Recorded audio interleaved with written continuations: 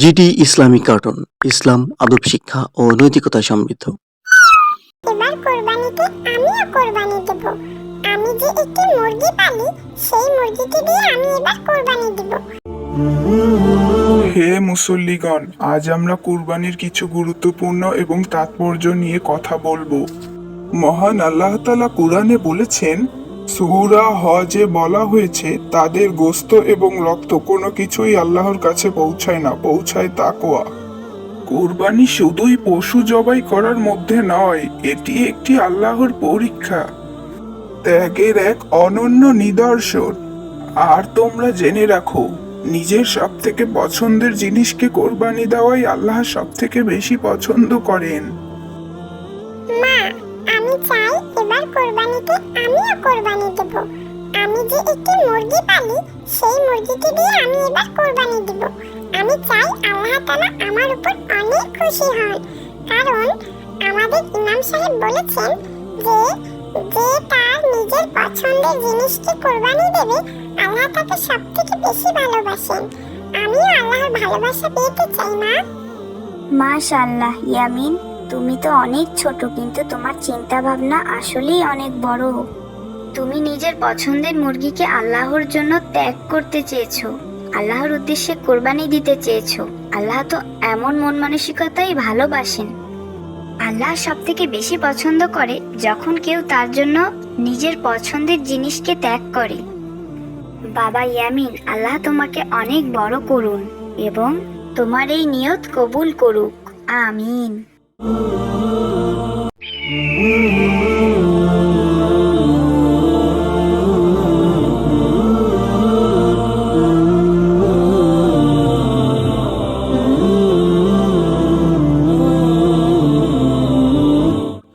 দেখতে দেখতে আমরা প্রায় এই গ্রামেরও শেষ মাথায় চলে এসেছি, আলহামদুলিল্লাহ। তবে আজকের রাতটা মনে হয় এই গ্রামেই আমার পার করতে হবে, কিন্তু আল্লাহ চাইলে আমি কালকেই আমার গন্তব্যস্থানে পৌঁছাতে পারবো ইনশাআল্লাহ। এই শেষ বিকেলেই একটি নিরিবিলি স্থানে উটটিকে বেঁধে রেখে যদি আশ্রয় নিতে পারতাম, তাহলে কাল খুব ভোরেই ঘুম থেকে উঠে আমি রওনা দিতে পারতাম। আচ্ছা, এখানটা তো বেশ নিরিবিলিই রয়েছে, আমি এই গাছের ছায়ায় না হয় আশ্রয় নেই আর উটটিকে পাশেই না হয় রেখে দেই।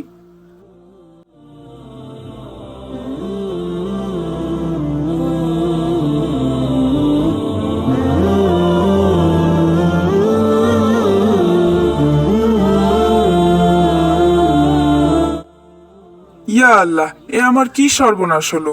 আমার উটটি কোথায় চলে গেল? নাকি কেউ নিয়ে গেল? ইয়া আল্লাহ, এ তুমি আমায় কি পরীক্ষায় ফেললে? না, আমি আমার আল্লাহকে ভুলে যেতে পারি না।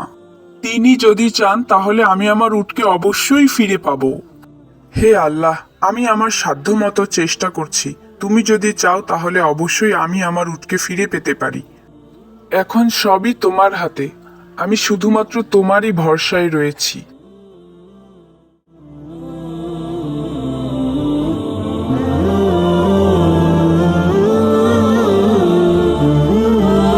হে আল্লাহ, আমি জানি তুমি আমাকে নিরাশ করবে না, তুমি অবশ্যই আমাকে সাহায্য করবে এবং তা খুব দ্রুতই, এটা আমার বিশ্বাস। আরে, এই তো আমার উট, আলহামদুলিল্লাহ। ইয়া আল্লাহ, তোমার কাছে কি বলে আমি শুকরিয়া আদায় করব? আরে ভাই, এটি তোমার উট? আমি এই উটটি অনেক দূরে ঘুরে বেড়াতে দেখলাম। আমার মনে হলো এটা কারো উট হারিয়ে গিয়েছে, তাই সাথে নিয়ে ঘুরছিলাম।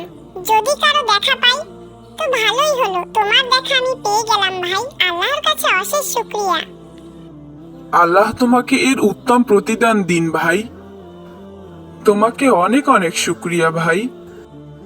আল্লাহ, তুমি কতই না দয়ালু, তুমি কখনোই কাউকে নিরাশ করো না যদি কেউ তোমার উপর ভরসা করে। যে আল্লাহর উপর ভরসা করে তার জন্য আল্লাহই যথেষ্ট। তুমি আবারও তা প্রমাণ করে দিলে আল্লাহ।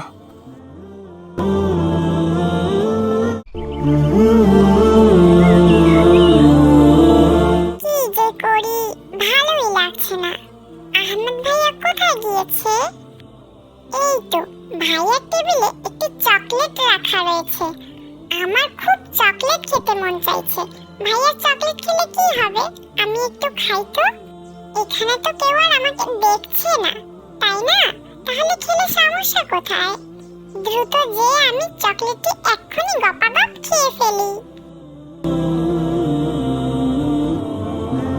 ইয়ামিন, তুমি কি চকলেট চুরি করেছো? না, মানে আমি আসলে চুরি করিনি। আমি তো শুধুমাত্র একটু ভাইয়েরটা নিয়েছিলাম। এটা তো আর কেউ দেখেনি, কিন্তু তুমি কিভাবে জানলে? কিন্তু ইয়ামিন, মহান আল্লাহ তাআলা তো সব দেখেন। তিনি অন্ধকার, আলো, রাত, দিন সব সময় আমাদের সাথে থাকেন এবং তিনি সবকিছুই পর্যবেক্ষণ করেন। তা কি তুমি ভুলে গিয়েছো? আমার ভুল হয়ে গিয়েছে বাচ্চা গাছ বন্ধু, তুমি আমাকে ক্ষমা করে দাও। আমি তো ভালো ছেলে হতে চাই। এ কি ইয়ামিন, তুমি এখানে একা একা দাঁড়িয়ে কি করছো? কিছু করছি না। আসলে ভাইয়া হয়েছে কি, আমি না তোমার কাছে না জিজ্ঞাসা করে তোমার টেবিলে রাখা চকলেটটি খেয়ে ফেলেছি। আমি সত্যিই দুঃখিত।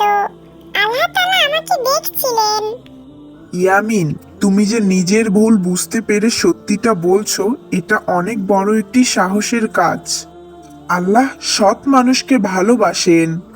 আজ থেকে আমি প্রতিজ্ঞা করলাম যে আমি সব সময় সৎ পথে থাকব, কারণ আমি জানি আল্লাহ তাআলা সবকিছু দেখেন এবং সবকিছুই শোনেন। তিনি সবকিছুই পর্যবেক্ষণ করেন।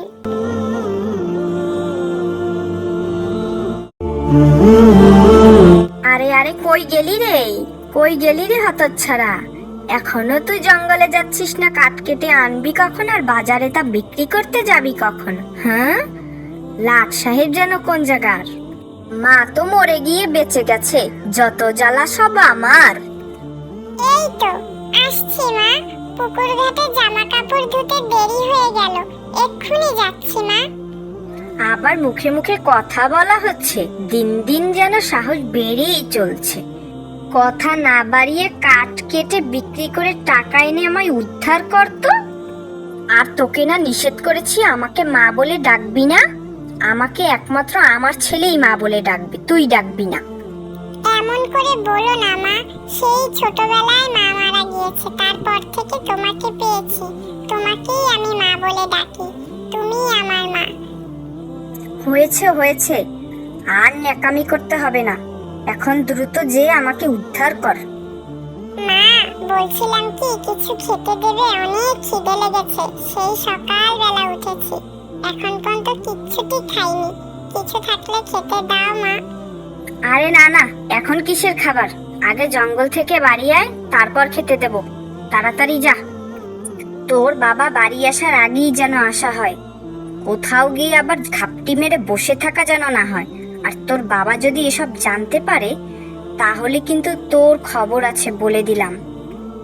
না না মা, আমি বাবাকে কিচ্ছু বলবো না। তুমি আমাকে কিছু বলো না মা, আমি বাবাকে কিচ্ছু বলবো না। আমি এখন যাই মা, আমি তাড়াতাড়ি ফিরে আসবো। ছোট থাকতেই মাকে হারিয়েছি, তারপর বাবা আমার জন্যই এই মাকে বিয়ে করলো। কিন্তু সে যে আমাকে একটু চোখে দেখতে পারে না। সে তার ছেলেকেই ভালোবাসে, কিন্তু আমাকে একটু ভালোবাসে না, খেতে দেয় না, আমার সাথে কত অত্যাচার করে। আমি আর সইতে পারছি না। আল্লাহ, তুমি আমাকে ধৈর্য দাও।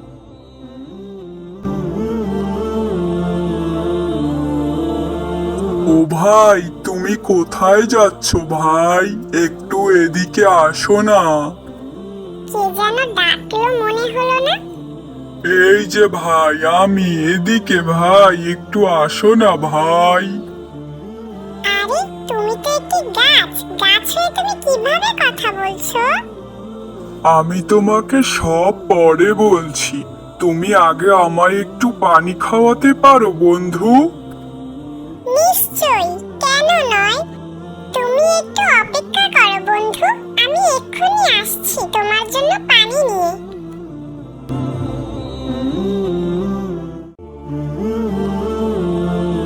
এই তো এখানে একটি পুকুর আছে, এখান থেকে আমি দেখি আমার গাছ বন্ধুর জন্য একটু পানি নিয়ে যাই।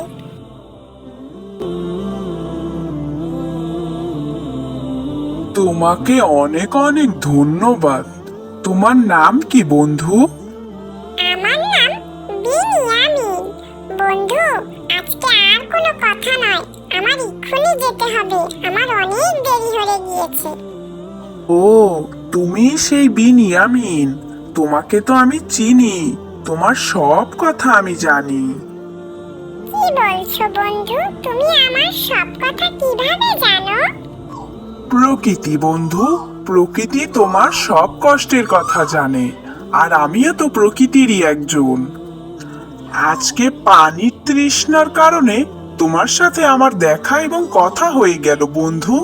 তুমি আসলেই অনেক ভালো একজন মানুষ, কিন্তু তোমার সৎমা তোমাকে অনেক অত্যাচার করে, আমি তা জানি বন্ধু। তুমি কিচ্ছু চিন্তা করো না বন্ধু, মহান আল্লাহ তাআলা একদিন সব ঠিক করে দেবেন ইনশাআল্লাহ। তাই যেন হয় বন্ধু, তুমি আমার জন্য দোয়া করো। আমি আজ আসি, আবার দেখা হবে।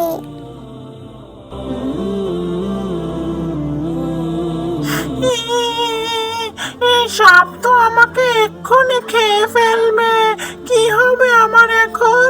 কে বাঁচাবে আমাকে? আরে, ওই দূরে ইউসুফ দাঁড়িয়ে আছে না? ও কাঁদছে কেন? আরে আরে ইউসুফ, তুমি ভয় পেও না, আমি চলে এসেছি, চুপচাপ দাঁড়িয়ে থাকো। আউযু বিল্লাহি মিনাশ শাইতানির রাজিম। বিসমিল্লাহির রহমানির রহিম। আউযু বিল্লাহি মিনাশ শাইতানির রাজিম। বিসমিল্লাহির রহমানির রহিম। আজকে তুমি ছিলে বলে বেঁচে গেলাম ভাইয়া, তোমাকে অনেক অনেক ধন্যবাদ। সবই আল্লাহ তাআলার ইচ্ছা ইউসুফ, তুমি ভয় পেও না, চলো এখন আমরা বাড়ি যাই। এতক্ষণে তোর আসার সময় হইল ইয়ামিন? এতক্ষণ কই ছিলি? আজকে তোর খবর আছে। দাঁড়াও মা, ভাইয়াকে কিছু বলো না। আজকে জানো, ভাইয়ার জন্য আমি বেঁচে গিয়েছি। একটা সাপ আমার দিকে তেড়ে আসছিল, এমন সময় ভাইয়ের সাথে দেখা। ভাইয়া সাপটাকে আউযুবিল্লাহি মিনাশ শাইতানির রাজিম বলে তাড়িয়ে দিয়েছেন। ভাইয়ের জন্যই আজকে আমি বেঁচে আছি। তুমি ভাইয়াকে আর কষ্ট দিও না মা। তুই আমাকে মাফ করে দে ইয়ামিন, আমার অনেক বড় ভুল হয়ে গিয়েছে। আমি বুঝতে পারিনি, আমি না বুঝে তোর উপর দিনের পর দিন অন্যায় করেছি। আজকে তোর জন্যই আমার ছেলেটা বেঁচে গিয়েছে। তোকে অনেক অনেক ধন্যবাদ। আজকের পর থেকে তোর আর জঙ্গলে যাওয়া লাগবে না, তুই আমাদের সাথেই থাকবি, আর তোকে আমি আর কখনো কষ্ট দিব না। হায় আল্লাহ, তুমি আমাকে মাফ করে দাও। না না, এ কি বলছো মা? আমি কিছু মনে করিনি, আমি কষ্টও পাইনি। তুমি যে নিজের ভুল বুঝতে পেরেছো, এই অনেক। সবই আল্লাহর ইচ্ছা, আলহামদুলিল্লাহ। গাছ বন্ধুর দোয়ার কারণেই হয়তো আজকে আমার সৎমা নিজের ভুল বুঝতে পেরেছে। আলিপুর গ্রামে বাস করত সৌমেদ ব্যাপারী নামে এক মুদি দোকানি। গ্রামে এক নামেই তাকে সবাই ধনী ব্যক্তি নামেই চিনে থাকে। অল্প মূল্যে পণ্য কিনে তা চড়া দামে বিক্রি করত সৌমেদ ব্যাপারী। গ্রামে একটাই দোকান থাকার কারণে লোকজন তার কাছে যেতেই বাধ্য ছিল। কিছুই করার ছিল না গরিব মানুষদের, চড়া দামেই তার কাছ থেকে পণ্য কিনতে হতো। বাবা, আমাকে 1 কেজি চাল দিবে? হ, দিমু না কেন? টাকা দিলে অবশ্যই দিমু। 100 টাকা দাও, 1 কেজি চাল হনি দিতাছি। কি বলো বাবা, 1 কেজি চালের দাম 100 টাকা? এত টাকা আমি কই থেকে দিমু? 1 কেজি চাল তো মাত্র 50 টাকা। আমি এই গ্রামে নতুন বাবা, আমি অনেক গরিব মানুষ, দাও না আমাকে 1 কেজি চাল 50 টাকায়। আরে না না, কি কও? তোমার মাথাটা তো ঠিক আছে নাকি? 1 কেজি চাইল আমি 50 টাকায় বিক্রি করলে আমার লাভ থাকবো নি? দূর হও তো এখান থেকে, আমার সামনে থেকে যাও তো।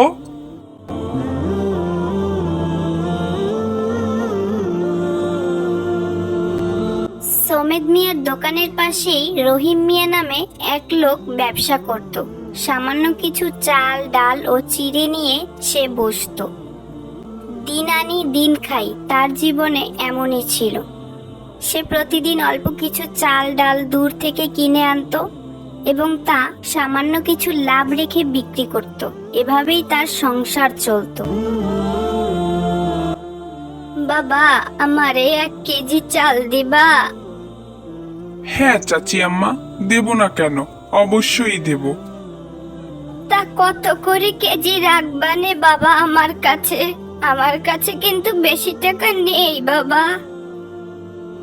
তোমার কাছে বেশি রাখবো না নে চাচিমা, তুমি চিন্তা করো না, তুমি মাত্র 40 টাকাই দিও, যেই দামে আমার কিনা দাম। কি বলছো বাবা? ওই দোকানদার যে আমার কাছে 100 টাকা চাইলো, আর তুমি মাত্র 40 টাকা রাখবে? হ্যাঁ চাচিমা, তোমার কাছ থেকে আমি না হয় একটু লাভ কমই রাখলাম। সবসময় যে বেশি লাভ রাখতে হবে এমন কোনো কথা নেই। মাঝে মাঝে অল্প কিছু লাভের মধ্যে অনেক স্বস্তি শান্তি খুঁজে পাওয়া যায়।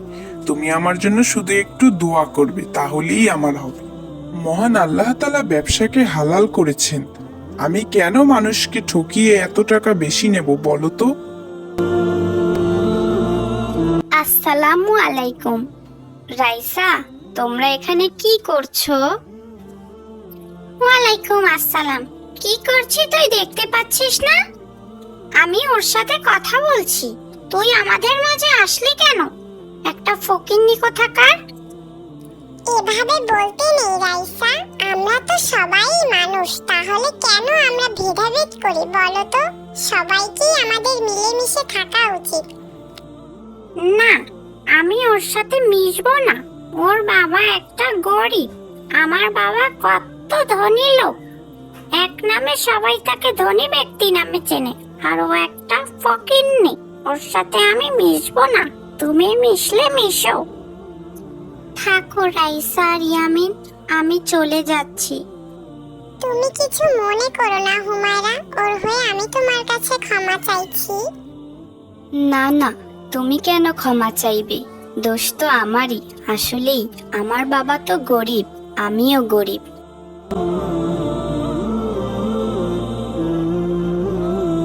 মসজিদের ইমাম সাহেব এক বিকালে গ্রামের কিছু লোকদের নিয়ে কিছু হাদিস কুরআনের কথা বলছিলেন। এমন সময়ই সমেদ ব্যাপারীও সেখানে হাজির হন।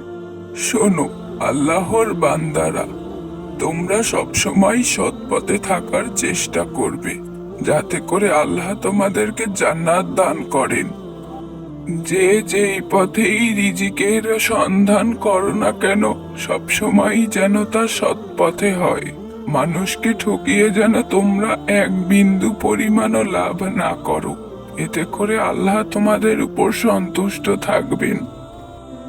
আর আল্লাহ তাআলা ব্যবসাকে হালাল করেছেন, তোমরা কখনোই তা অতিরিক্ত লাভ গ্রহণ করে হারামে পরিণত করবে না। এটা আমাদের মহান আল্লাহ তাআলা ও আমাদের প্রিয় নবী হযরত মুহাম্মদ সাল্লাল্লাহু আলাইহি ওয়াসাল্লামের কথা। যদি কেউ কখনো ভুলেও করে থাকো, অবশ্যই তা মহান আল্লাহর কাছে ক্ষমা চাইবে। আল্লাহ বড়ই ক্ষমাশীল। হায় আল্লাহ, এ আমি কি শুনছি? তুমি আমারে মাফ কইরা দাও, আমি কত বড় ভুলের ও পাপের মধ্যে ছিলাম। না জেনে বুঝে আমি কত মানুষকে ঠকিয়েছি। হায় আল্লাহ, আমি আর কোনোদিনও এমন পাপের কাজ করব না। মানুষকে ঠকিয়ে 1 টাকাও আমি ইনকাম করব না। আমাদের গ্রামের ওই রহিম মিয়ার মতো হালাল পথে আমি অল্প টাকা রোজগার করব। আল্লাহ, তুমি আমাকে মাফ করো।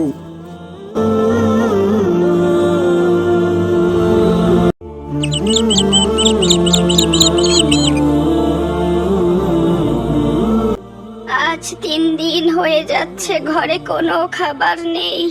সেই কোন রাতে ঝড়ের মধ্যে আমার ছেলেটা গেল মরে। আজ আমি বৃদ্ধ বয়সে, কি কষ্ট আমার। ছেলেটা আজ বেঁচে থাকলে এমন মানুষের দরজায় দরজায় ঘুরতে হতো না। বৃদ্ধ বয়স দেখে কেউ কাজও দিতে চায় না আমায়। বাহিরে বের হয়ে দেখি যদি কেউ কোনো খাবার দিয়ে সাহায্য করে আমায়। আসসালামু আলাইকুম রাইসা, কেমন আছো তুমি? ওয়ালাইকুম আসসালাম হুমায়রা, আলহামদুলিল্লাহ আমি ভালো আছি। তুমি কেমন আছো? আমিও আলহামদুলিল্লাহ ভালো আছি রাইসা। এখানে দাঁড়িয়ে কি করছো তুমি?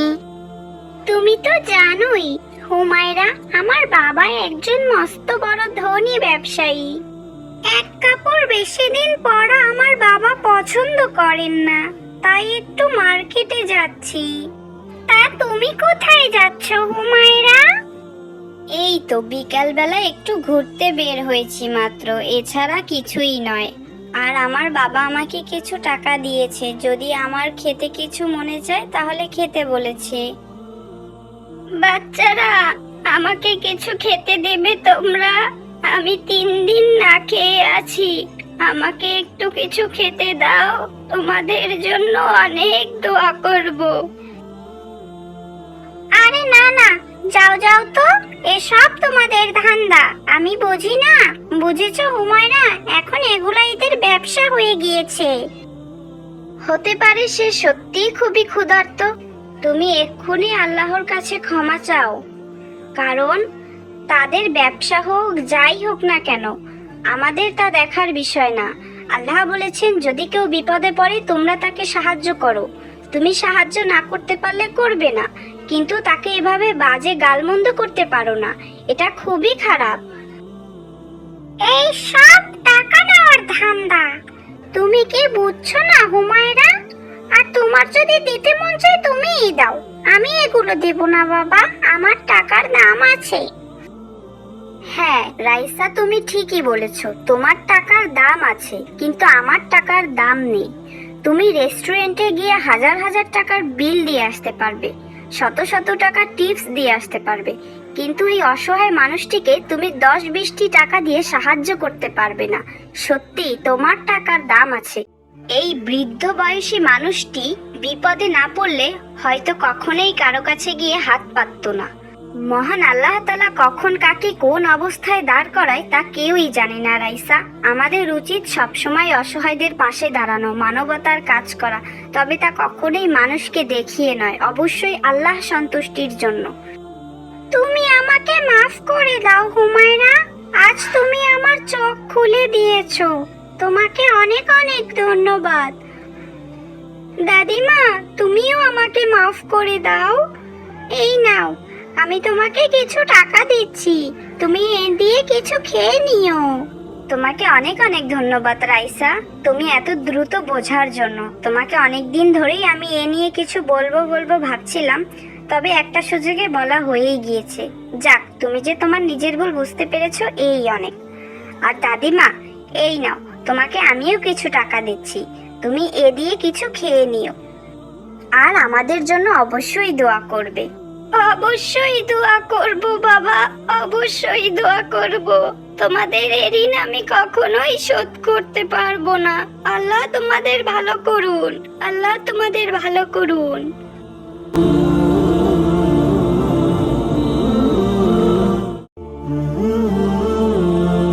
মা, কোথায় গেলে তুমি মা?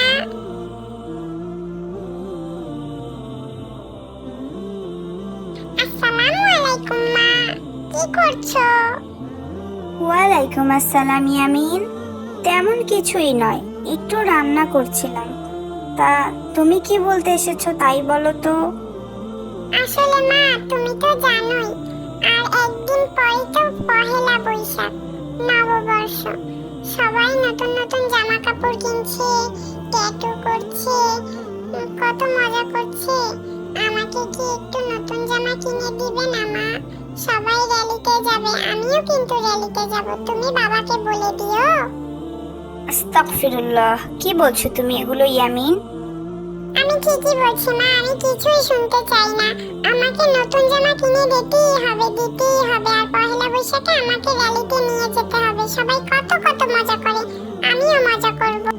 ইয়ামিন, তুমি কি জানো না যে এই যে নববর্ষ উদযাপন করা বা নববর্ষকে কেন্দ্র করে র্যালি করা, এসব মোটেও ইসলামে ঠিক নয়, এগুলো অত্যন্ত খারাপ। আমি বুঝতে পেরেছি, তোমাকে দিয়ে কিছুই হবে না। আমি বাবাকে বলবো, আমি যাই।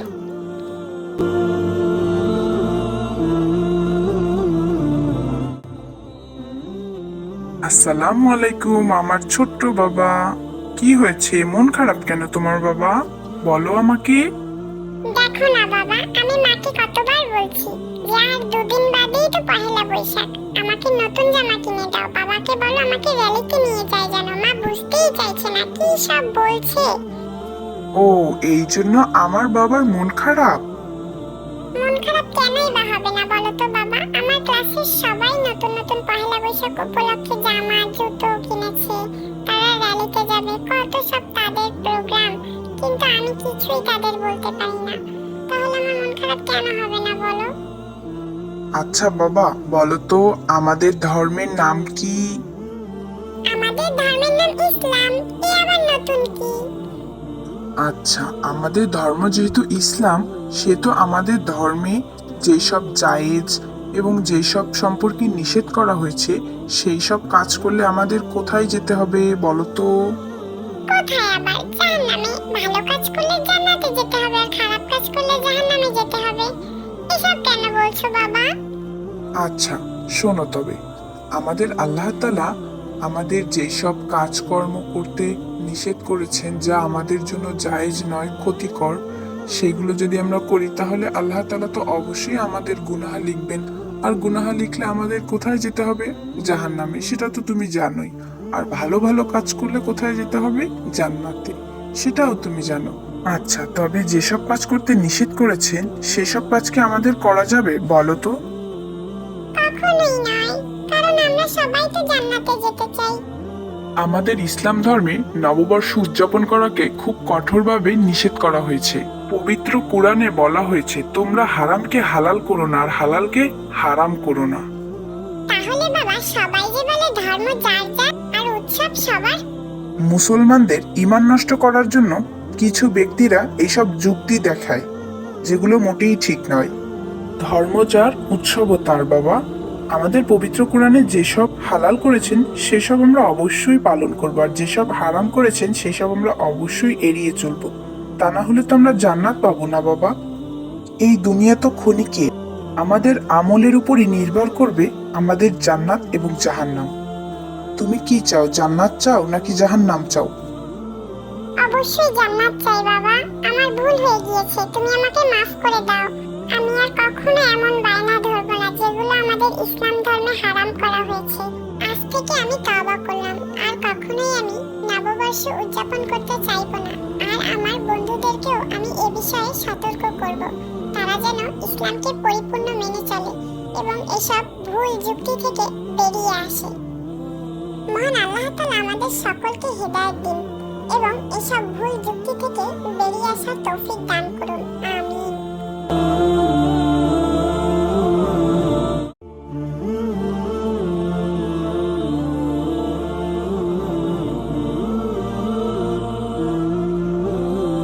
কি সুন্দর খেলনাটা! আমি যদি খেলনাটা কিনতে পারতাম। কোথায় গেলে ইয়ামিন? আসছি দাদি।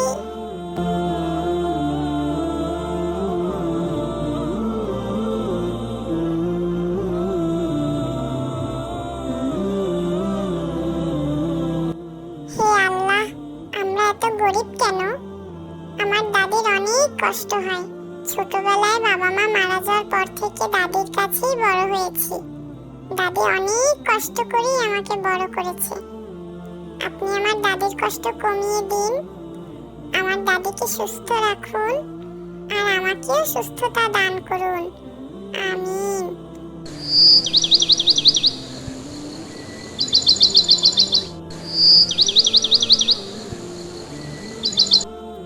ইয়ামিন, ইয়ামিন, আসছি দাদি। আমি যাচ্ছি সুপারিগুলো বিক্রি করতে। ইফতারির আগে ফিরতে হবে তো। তুমি সাবধানে থেকো ইয়ামিন।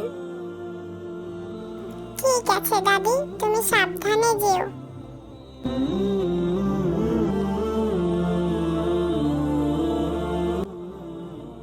হে আল্লাহ, আমার তিনটে ইচ্ছে। এক, কবরে আমার মা বাবাকে ভালো রাখেন। দুই, আমি যেন ফজরের সালাতের জন্য ঠিক সময় উঠতে পারি। তিন, আমার দাদুকে ভালো রাখবেন। আমিন। সবই তো বুঝি, কি যে করি। আমার কাছে এত টাকাও নেই যে ছোট নাতনিটার ছোট ইচ্ছেগুলো পূরণ করব। হায় আল্লাহ, তুমি আমাকে সাহায্য করো।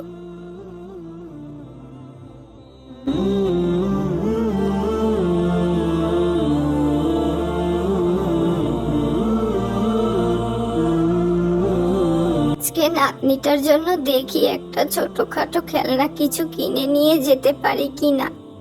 নাতনিটা অনেক খুশি হবে।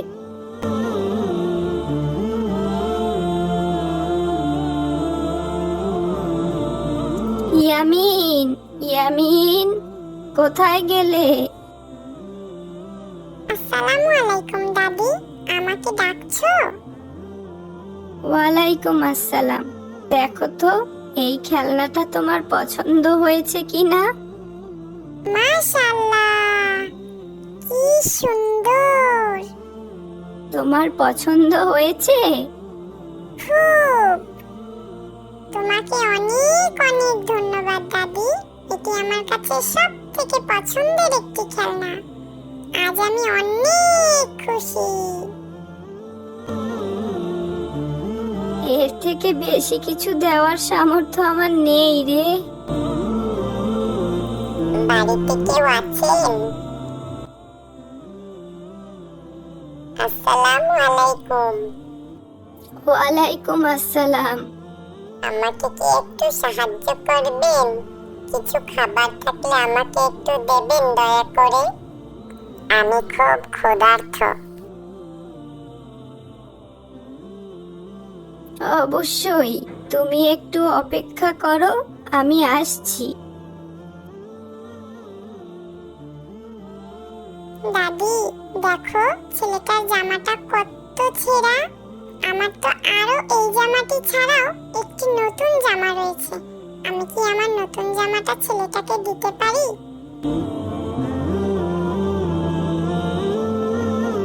এই যে নাও, এই জামাটি আমি তোমাকে ঈদের উপহার দিলাম। নতুন বলতে আমার কাছে এই একটি জামাই ছিল। মাশাআল্লাহ, জামাটি অনেক সুন্দর।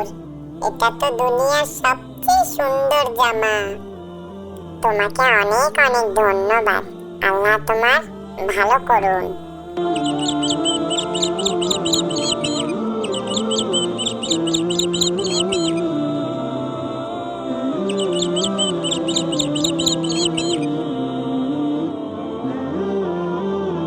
আসসালামু আলাইকুম, বাড়িতে কেউ আছেন? ওয়ালাইকুম আসসালাম। কাকে চাই? এটা আপনাদের জন্য দাদি, আমরা একটি ইসলামিক ফাউন্ডেশন থেকে এসেছি। তোমাকে অনেক অনেক ধন্যবাদ। এসো ইয়ামিন, দেখি তো কি কি দিয়েছে। মাশাআল্লাহ, কি সুন্দর। আমি আপনাকে অনেক ভালোবাসি আল্লাহ। আলহামদুলিল্লাহ, সত্যি আপনি অন্তর্যামী আল্লাহ। আপনাকে অনেক অনেক ধন্যবাদ আল্লাহ। আপনি আবারও প্রমাণ করে দিলেন আল্লাহ, আমরা আপনার জন্য যাই খরচ করি না কেন আপনি তার দ্বিগুণ আমাদেরকে ফেরত দেন। আলহামদুলিল্লাহ।